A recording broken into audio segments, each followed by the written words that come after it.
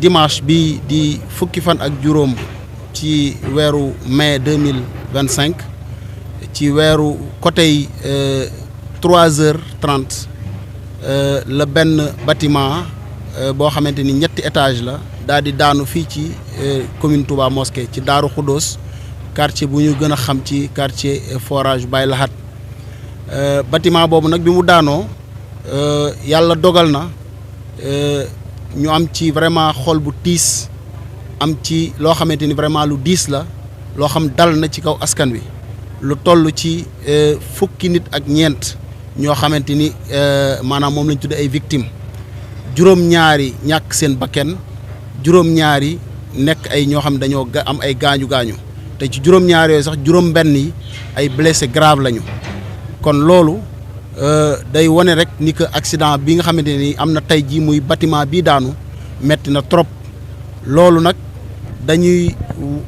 soññaat rek ñun ñëpp ci li nga xam ne taxawaay bi ñu war a am ci bu ñuy tabax suñuy bâtiment parce que bâtiment bii ñu doon tabax mu daanu du bâtiment boo xam ne bâtiment boo xam ne bu yàgg la dañ ko doon tabax muy bâtiment bu bees mais liñ ci gis en tout cas ci ñoo xam ay profane lañu mooy dañoo ko li nga xam mooy norme de construction yi respecté wuñ ko donc nam nga xamante noonu la waroon demewul noonu loolu moom moo waral bâtiment boobu daal di daanu li nga xamante ni nag donc loolu la ñu kilifa yi di soññee boobu ba léegi yaakaar naa mooy ñu fexe ba li nga xamante ni moom la ñuy tabax ñu saytu ko ba mu gën a dëgër ba nga xamante ni ëllëg lii nga xamante am na fii tey dootu fi am te yaakaar naa ni commencé na di bëri parce que it ci réew mi yaakaar naa ni am na ci fan yi ñu génn bâtiment yu bari yoo xamante ni daanu nañu te loo xamante bâtiment yoo xamante ni donc li ko waral mooy bâtiment yooyu bâtiment yu baaxul lañu bâtiment yoo xamante ni yaakaar naa ni mu war a melu ni kon dañuy gën a soññaat rek suñu mbokku askan wi di leen wax ni que donc taxawaay bi nga xam moom la ñu war a am mooy bu ñuy tabax mu wóor ni am na sécurité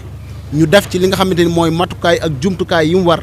ba li nga xamante ni moom mooy li ñuy tabax mën a mu nokk li mucc ayib kon loolu en tout cas ci dañuy ñaax bu baax a baax askan wi li jëm ci wàllu xañ na sécurité bâtiment yi aussi damay fàttali ni commission protection civile bi nga xam moom laa jiite yàgg na en tout cas di def ay inspection bâtiment mais surtout bâtiment yoo xam ne dañu wax ni kat bâtiment yii dañuy xool ni que mën na daanu ëllëg waaye li ñu gis tey du bâtiment boo xamante ni maanaam bâtiment boo xam ne da doon yàqu la mais loo xamante ne maanaam tabax ba nga xam moom la ñu war a tabax méngoowul ak ni nga xam xañ na moom noonu la war a demee loolu moo tax xañ na bâtiment bi daanu te it loolu yaakaar naa ne xañ na ñi nga xamante ni war nañ cee def liñ ci war a def muy justice bu soobee yàlla dina ci def en tout cas taxawaay bi nga xam moom la ci war a taxaw ba ñu situer responsable